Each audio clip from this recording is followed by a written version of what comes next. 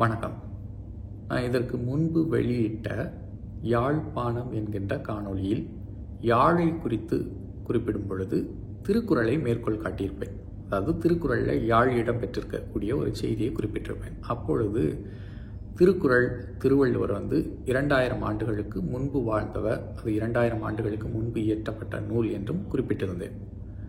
அதற்கு ஒரு பின்னோட்டத்தில் நீங்கள் போகிற போக்கில் திருக்குறளினுடைய காலம் 2000 ஆண்டுகள் அப்படின்னு குறிப்பிட்டிருக்கீங்க, அது தவறு. சில அறிஞர்களினுடைய கருத்துப்படி திருக்குறளானது 1500 அல்லது 1600 ஆண்டுகளுக்கு முன்பு இயற்றப்பட்டிருக்கணும். 2000 ஆண்டுகள் பழமையானது என்று கூறுபவர்கள் இந்த தமிழ் மொழி ஆர்வலர்கள் தான், அவ்வளவு பழமையான நூல் அல்ல அப்படின்னு ஒரு கருத்து தெரிவித்திருந்தார். அதே காணொளியில் இறுதி பகுதியில் நான் 3 தமிழறிஞர்கள், யாழ்ப்பாணத்திலிருந்து கிடைத்த 3 தமிழறிஞர்கள் என்று 3 பேரை நான் குறிப்பிட்டிருந்தேன். ஆறுமுக நாவலர், சீவை தாமோதரனார், திரு கனகசபை அவர்கள். இதில் கனகசபை அப்படிங்கிறவர் யார் அப்படின்னா, அவருடைய தந்தை யாழ்ப்பாணத்தை சார்ந்தவர். ஆங்கிலேயருடைய ஆட்சி காலத்தில் அவர் சென்னைக்கு புலம்பெயர்கின்றார். திரு கனகசபை அவர்கள் சென்னையில் பிறக்கின்றார். இவர் வாழ்ந்த காலம் எத்தனை ஆண்டுகள் அப்படின்னு பார்த்தீங்க அப்படின்னா 1855 1901 வரை இந்த மண்ணில் வாழ்ந்து மறைந்திருக்கின்றார்.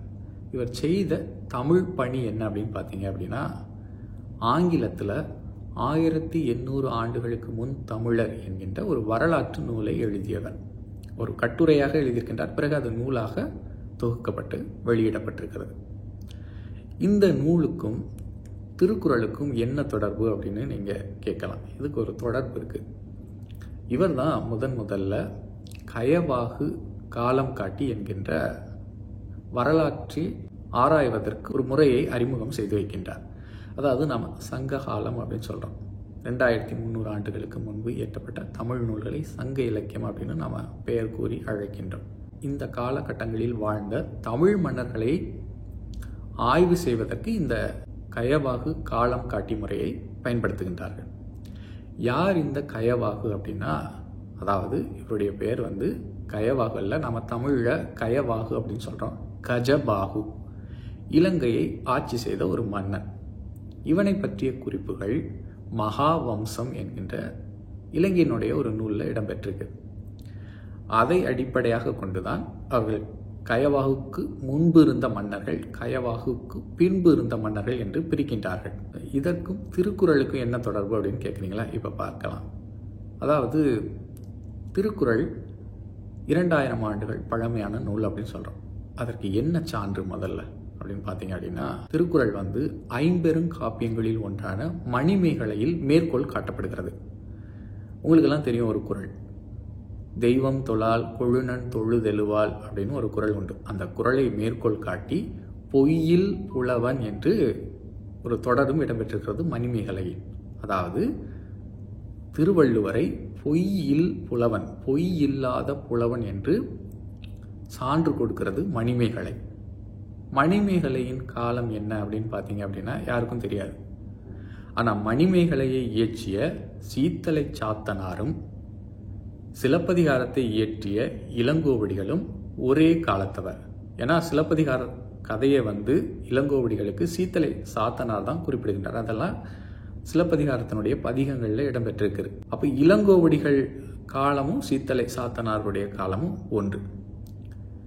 ஏன் இளங்கோவடிகளுடைய காலம் நமக்கு இன்றியமையாதது அப்படின்னா, சிலப்பதிகாரத்திலும் திருக்குறள் மேற்கோள் காட்டப்படுகிறது. பிறர்க்கின்னா முற்பகல் செய்யின் தமக்கின்னா பிற்பகல் தாமே வரும் அப்படிங்கிற குறள் சிலப்பதிகாரத்தில் மேற்கோள் காட்டப்படுகிறது. இந்த சிலப்பதிகாரத்தை கொண்டு எப்படி நம்ம திருக்குறளினுடைய காலத்தை ஆராய முடியும் அப்படின்னா, சிலப்பதிகாரத்தில் ஒரு தொடர் வருகிறது. கண்ணகிக்கு பத்தினி கோட்டம் அமைப்பதற்கு செங்குட்டுவன் எல்லா நாட்டு மன்னர்களையும் அழைக்கின்றான். அப்படிதான் இலங்கையை ஆட்சி புரிந்த இந்த கயவாகு என்கின்ற கஜபாகுவை அழைத்த செய்தி சிலப்பதிகாரத்தில் இடம்பெற்றிருக்கிறது. இந்த கயவாகுவினுடைய காலம் 1800 ஆண்டுகளுக்கு முன்பு என்று வரலாற்று ஆய்வாளர்கள் கருதுகின்றார்கள், மகாவம்சத்தின்படியும் கல்வெட்டுகளின் துணை கொண்டும். இதை வைத்து கொண்டுதான் இவர்கள் தமிழ் மன்னர்களுடைய வரலாற்றை ஆராய்ந்திருக்கிறார்கள். கயவாவுக்கு முன்பு இருந்தவன், இவர்கள்லாம் கயவாவுக்கு பிற்பட்டவர்கள் அப்படின்னு. அப்போ சிலப்பதிகாரத்தினுடைய காலம் 1800 ஆண்டுகளுக்கு முன்பு என்று உறுதி செய்யப்பட்டிருக்கிறது. சிலப்பதிகாரத்தில் திருக்குறள் மேற்கோள் காட்டப்படுகின்றதனால் திருக்குறள் அவற்றை விடவும் 200 ஆண்டுகளுக்கு முற்பட்ட நூல். இதற்கு மற்றொரு சான்றை நம்ம பார்த்தோம் அப்படின்னா, கண்ணகியினுடைய கதை, கண்ணகியினுடைய வழிபாடு இன்றும் இலங்கையில் தமிழர்களிடமும் இருக்கிறது, சிங்கள மக்களிடமும் மிகுதியாக இருக்கிறது. அவர்கள் அதை பத்தினி தெவ்வோ அப்படின்னு சொல்றாங்க. கண்ணகி வழிபாடு இன்றும் இலங்கையில் இருந்து வருகிறது. இது அதற்கு ஒரு கூடுதலான ஒரு சான்று. நான் மற்றொரு குறிப்பையும் நான் அந்த யாழ்ப்பாண காணொலியிலிருந்தே உங்களுக்கு கொடுக்குறேன். நம்முடைய பழமையான தமிழ் இலக்கியங்கள் 2300 ஆண்டுகளுக்கு முன்பு இயற்றப்பட்ட தமிழ் இலக்கியங்களில் யாழை பற்றி, யாழ் என்கின்ற இசைப்பறி கருவியை குறித்து நிறைய செய்திகள் இடம்பெறுகின்றன. ஆனால் வீணை என்கின்ற சொல் கிடையாது. அதே போன்று திருக்குறளுக்கு, திருவள்ளுவருடைய காலத்துக்கு நீங்கள் வந்தீங்க அப்படின்னா யாழ் என்கின்ற சொல்லாடல் மட்டும்தான் இருக்கும். வீணை என்கின்ற சொல்லாடல் எங்குமே கிடையாது. ஆனால் சிலப்பதிகாரத்தில் தான் முதன் முறையாக 2 இடங்களில் வீணை என்கின்ற சொல் இடம்பெறுகிறது. இப்போ சிலப்பதிகாரத்துக்கு முந்தைய நூல் தான் திருக்குறள். இதுவும் ஒரு நம்ம அகச்சான்றாக எடுக்கலாம். எனக்கு பின்னூட்டமிட்டு இருந்த அந்த அன்பர் 2 அறிஞர்களை குறிப்பிட்டிருந்தார். அந்த 2 அறிஞர்களினுடைய கருத்துப்படி திருக்குறளில் மனு என்கின்ற நூலினுடைய தாக்கம் இருக்கிறது, அதை பின்பற்றி இருக்கின்றார் அப்படின்னு அவங்க குறிப்பிட்டிருக்காங்க. இப்போ என்னுடைய கையில் திருக்குறள் பரிமேலழகர் வரை இருக்கு. இது 5 ஆண்டுகளுக்கு மேலாக என்னோட பயணப்பட்டு வர்ற ஒரு நூல். இதில் தொடக்கத்தில் பரிமேலழகரும் அவர் தான் குறிப்பிடுவார். அதாவது மனு முதலிய நூல்களில் விதித்தன செய்தலும் ஒழித்தன விளக்கலும் அப்படின்னு அவரும் அதை தான் குறிப்பிட்டிருப்பார். 5 ஆண்டுகளுக்கு முன்பு நான் ஒரு குறளை பயின்றதுக்கும் இப்பொழுது நான் ஒரு குறளை பயிலுவதற்கு, அதே குறளை பயிலுவதற்கு எனக்கு நிறைய வேறுபாடுகளை என்னால் காண முடிகிறது, உணர முடிகிறது. இது திருக்குறள் ஒரு புதிதாகவே எனக்கு தோன்றுகிறது. இது ஒரு புறம். இப்போ இந்த மனு நூலின் தழுவலா அந்த திருக்குறள் அப்படிங்கிறதையும் இப்போ நம்ம பார்க்கலாம். நான் 10ஆம் வகுப்பு படிக்கும் பொழுது, அதாவது 16, 17 அகவை இருக்கும் என்று கருதுகின்றேன். இப்போ நீங்கள் திருநெல்வேலிக்கு வந்தீங்க அப்படின்னா அந்த நேரத்தில் சிந்து பூந்தரை அப்படிங்கிற பகுதியில் பிரம்மகுமாரிகள் இயக்கம் இருந்தது. அந்த இயக்கத்துக்கெல்லாம் நான் போயிருக்கேன். அதாவது அவங்க என்ன கூறுவாங்க அப்படின்னா, நாம் ஒரு உடல், நம்ம உடலுக்குள்ளே இருக்கிறது ஒரு ஆத்மா அப்படின்னு சொல்லுவாங்க. இப்போ இந்த தத்துவங்கள்லாம் எனக்கு மிகுந்த விருப்பத்தை உண்டு பண்ணியது. அந்த காலகட்டத்திலேயே திருநெல்வேலியில் இருக்கக்கூடிய பழைய புத்தக கடைக்கு போய் தத்துவம் சார்ந்த நூல்களை நான் நிறைய வாங்கியிருக்கேன். இப்போ குறிப்பாக சொல்லணும்னா பகவத்கீதை, அதாவது சங்கரர், ராமானுஜர், மத்வாச்சியார் அத்வைத்தம், விசிஷ்டாத்வைத்தம், துவைத்தம் என்கிற முறையில் அந்த தத்துவங்களின் அடிப்படையில் எழுதப்பட்ட ஒரு தத்துவங்களையும் மேற்கோள் காட்டப்பட்டிருக்கக்கூடிய ஒரு பகவத்கீதையினுடைய ஒரு உரை நூல். அதன் பிறகு கோரக்பூர்லேருந்து வெளியிட்டிருக்கக்கூடிய கீதா பிரஸ், அதாவது ஜெயந்தங்கால் கோயந்தகா அப்படின்னு ஒருத்தர், அவருடைய பகவத்கீதையும் அப்போவே நான் வாங்கினேன். எங்கள் வீட்டில் சொல்லி நான் வாங்கி அப்போ பயின்றேன். பிறகு நான் மும்பைக்கு போனேன். இதன் நிமித்தம் நான் மும்பைக்கு போகும் பொழுது இஸ்கானில் கிடைக்கப்பட்ட அந்த ஜுஹூவில் இருக்கக்கூடிய அந்த நூலையும் நான் வைத்திருந்தேன். எனக்கு அந்த நேரத்தில் தத்துவங்கள் மீது மிகுதியான ஈடுபாடு இருந்தது. பக்தியை காட்டிலும் தத்துவத்தை நான் ரொம்ப விரும்பக்கூடியவனாக இருந்தேன். அந்த பழைய புத்தக கடையிலிருந்து உபநிஷத்துக்களை நிறைய வாங்கினேன். குறிப்பாக சொல்லணும் அப்படின்னா கடோ உபநிஷத்தை நாடக பாணியில் எழுதியிருந்தாங்க. இந்த நசிகேசனுடைய கதையை ஆத்ம விசாரம்பாங்க. அந்த ஆன்மத்தை குறித்த, ஆத்மாவை குறித்த ஒரு தேடல் எனக்கு அந்த நேரத்தில் நிறைய இருந்தது. ராமகிருஷ்ண மடத்திலிருந்து நிறைய உபநிடதங்களை தனித்தனியாக வெளியிட்டிருக்கிறாங்க. ஐதரேயம், கேன உபனிஷம், மாண்டூக்கிய உபனிஷத்து, நிறைய ஈசாவாஷ்ய உபனிஷதம் அப்படின்னு ஒரு உபநிடதம் இருக்கிறது. அதில் அந்த மந்திரமே அழகாக இருக்கும். ஓம் பூர்ணமிதம் பூர்ணாத் அப்படின்னு தொடங்கும். ஒரு முழுமை இருக்கிறது. அந்த முழுமையிலிருந்து ஒரு பகுதி எடுத்தாலும் அது முழுமையாக இருக்குது அப்படின்னு அந்த இறை தத்துவம். இந்த தத்துவங்கள் எனக்கு மிகுந்த ஈடுபாடை உண்டு பண்ணியது அந்த காலகட்டத்தில். அப்போ நான் நிறைய ஆன்மீக நூல்களை கற்க தொடங்கினேன். ராமகிருஷ்ண விஜயெல்லாம் வீட்டுக்கு வருவித்து படித்தேன். அவங்க ஆண்டு மலர்களை எல்லாம் வெளியிடுவாங்க. அதையெல்லாம் ரொம்ப அழகாக இருக்கும். ஆன்மீக தேடல் மிகுதியாக இருந்தது. அதில் குறிப்பாக தத்துவம் எனக்கு மிகுந்த விருப்பமானதாகவும் இருந்தது. அது ஒரு தனி உலகம், அது அப்படி இருக்கட்டும். நான் தமிழை கற்க ஆரம்பித்தது மிக பிற்கால பகுதியில் தான். 2020 இந்த கொரோனா காலகட்டம் அப்படின்னு சொல்லலாம். அதில் தான் தமிழை கால் ஊன்ற ஆரம்பித்தேன். தமிழ் அப்போ பயின்று இருக்கிறோம், ஆனால் அந்த அளவுலாம் பெரிதாக ஈடுபாடு இல்லை. அப்போ இந்த திருக்குறளை பயிலும் பொழுது எனக்கும் நிறைய கேள்விக்குறிகள் வந்தது. அப்போ நிறைய காணொளிகளை எல்லாம் கண்டிருக்கின்றேன். அதாவது சிலர் கூடுவாங்க, மனுநீதி ஒரு நல்ல நூல் கிடையாது, அது மனிதர்களுடைய பிரிவை ஏற்படுத்துகிறது அப்படின்னு நிறைய காணொளிகள். அப்போ யாரெல்லாம் இதை குறித்து பேசுகிறார்களோ அவர்களையும் நானே என்ன நினைத்திருக்கிறேன் அப்படின்னா, முட்டாள்கள் அப்படிலாம் யாராவது சொல்லுவாங்களா? உபநிடதங்கள்லாம் இவ்வளோ அழகான தத்துவத்தை குறிப்பிடுகின்றது, எப்படி மனுநீதி மட்டும் இந்த மாதிரி செய்திகளை எல்லாம் சொல்லணும்? ஆனால் நான் அது வரைக்கும் மனுநீதியை படித்ததே கிடையாது. மனுநீதியை இடைப்பட்ட காலத்தில் நான் வாசிக்க தொடங்கினேன். ரொம்பலாம் வாசிக்கலை, ஓரளவு பயின்றா அப்படியே மூடி வைத்துட்டேன். அது இணையத்திலே கிடைக்குது, தமிழாக்கம் செய்திருக்கிறாங்க ரொம்ப அழகாக.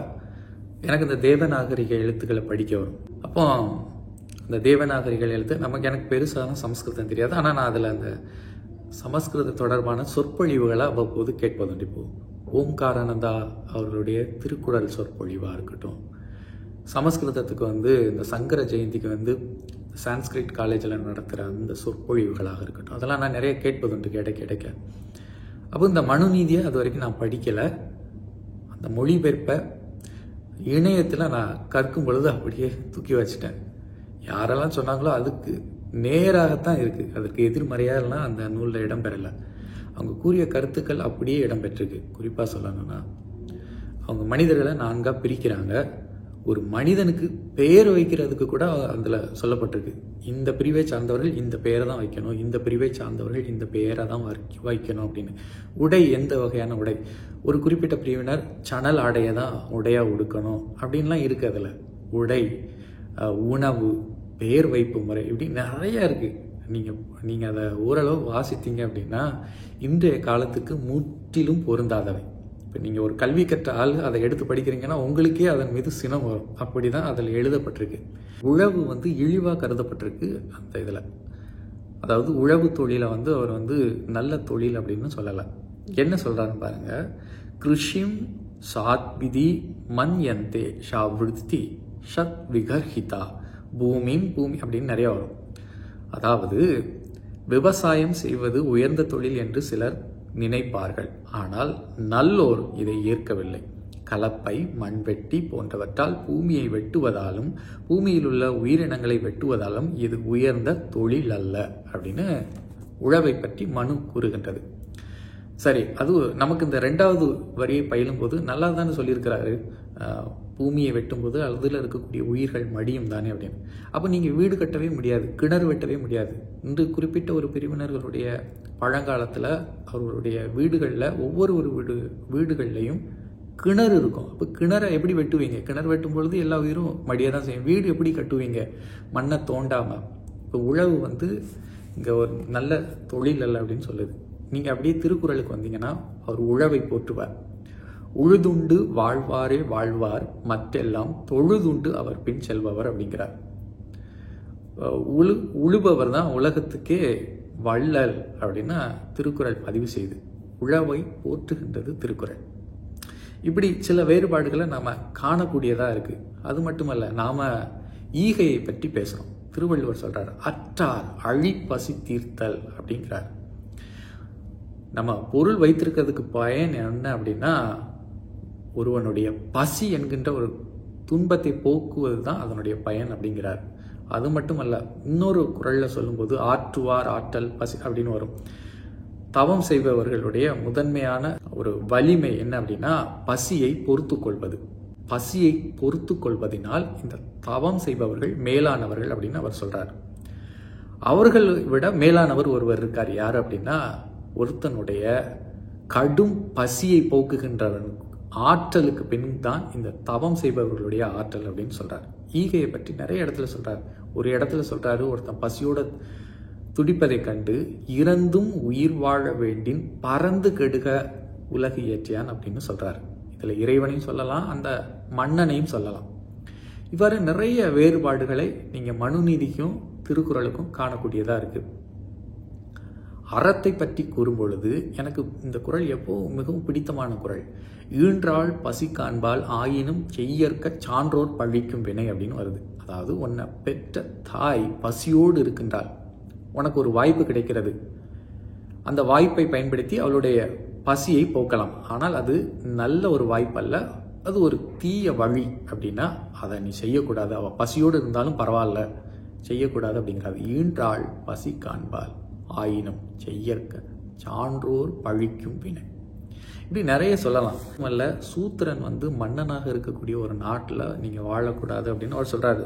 ந சூத்திர ராஜ்ய நீ அப்படின்னு வரும். மாமிசம் சாப்பிடுவதை பற்றியும் குறிப்பிடுது. எனக்கு இதை பயிலும் பொழுது அதிர்ச்சி உண்டாக்கியது. அதாவது யாகங்களில் உயிர்களை கொன்று போடுவது வதமாகாது, அது வதமாக கருதப்படாது அப்படிங்கிறாரு. யாகங்களில் கொடுக்கப்பட்ட மாமிசத்தை உண்ணலாம் அப்படின்னு இருக்கு. இதுக்கெல்லாம் உண்மையா இருக்கா அப்படின்னு நான் தேடி தேடி பார்த்தேன். ஏன்னா உபநிடதங்கள்ல அந்த மாதிரி எல்லாம் கிடையாது. ஆனால் அந்த மனு நீதியில இருக்கு. பறவை மிருகங்களை வதம் செய்யலாம் யக்னங்களுக்காக அப்படின்னு இருக்கு. ஒரு தொடரே இருக்கு. யக்னங்களுக்காக பிரம்மா மிருகங்களை படைத்தார் அப்படின்னு இருக்கு. யாகத்துல இடக்கூடிய அந்த மாமிசம் நல்ல மாமிசம் அப்படின்னு இருக்கு. அந்த தொடர்களை எல்லாம் எடுத்து வச்சிருக்கிறேன். எனக்கு இதெல்லாம் பயிலும் பொழுது மிகுந்த அதிர்ச்சியை தந்தது. ஏன்னா உபநிடதங்கள் அவ்வளவு அழகா இருக்கு, மனு நீதியில இந்த மாதிரி கருத்துக்கள்லாம் இருக்கு. இத்தகைய கருத்துக்கள் எப்படி திருக்குறள்ல இடம்பெறும்? திருக்குறள்ல ஒரு குறள் இருக்கு, அவிசொரிந்து 1000 வேட்டலின் ஒன்றன் உயிர் செகுத்து உண்ணாமை நன்று அப்படின்னு சொல்றாரு. பகுத்துண்டு பல்லுயிர் ஓம்புதல் அப்படின்னு சொல்றாரு. ஒரு உயிரை கொல்லாம இருந்தா மண்ணுயிர்கள் எல்லாம் கை கூப்பி தொழும் அப்படின்னு சொல்றாரு. இப்போ மனுவை எப்படி இவர் உட்கொண்டார் அப்படின்னு சொல்றாங்கன்னு எனக்கு இது வரைக்கும் புரியல. மனுவுக்கும் இதுக்கும் கால் வைத்தா கூட எட்டாது, அந்த அளவு தொலைவு இருக்கு. ஆக திருவள்ளுவருடைய காலம் என்பது 1400 ஆண்டுகளுக்கு முன்பல்ல, 1800 ஆண்டுகளுக்கு முன்பு சிலப்பதிகாரம் இயற்றப்பட்டிருக்கிறது. சிலப்பதிகாரத்தில் பத்தினி கோட்டம் அமைப்பதற்கு இலங்கை ஆட்சி செய்த கயவாகு என்கின்ற கஜபாகு மன்னன் வந்திருக்கான். அவனுடைய காலம் 1800 ஆண்டுகளுக்கு முன்பு. திருக்குறளில் சிலப்பதிகாரத்திலும் மணிமேகலையிலும் திருக்குறள் மேற்கோள் காட்டப்படுகின்றது. அது மட்டுமல்ல, திருக்குறளில் யாழ் என்கின்ற இசைக்கருவியை பற்றி தான் குறிப்பு இருக்கிறது. வீணை என்கின்ற இசைக்கருவியை பற்றி எந்த குறிப்பும் கிடையாது. இது ஒரு புறம் இருக்க, மற்றொரு புறம் இது மனு போன்ற நீதி நூல்களை தழுவிய நூல் அல்ல. இந்த காணொலி உங்களுக்கு விருப்பமான காணொலி அப்படின்னா மற்றவர்களுக்கு பகிர்ந்து கொடுங்க. முதல் முறையாக என்னுடைய சேனலை பார்க்குறீங்க அப்படின்னா அப்படியே பிளேலிஸ்ட்டுக்கு போங்க. நிறைய தலைப்பின் கீழ் பல காணொலிகளை வெளியிட்டிருக்கிறேன். அவற்றை கண்டு பயன்பெறுமாறு அன்போடு கேட்டுக்கொள்கிறேன். மீண்டும் சந்திப்போம். நன்றி.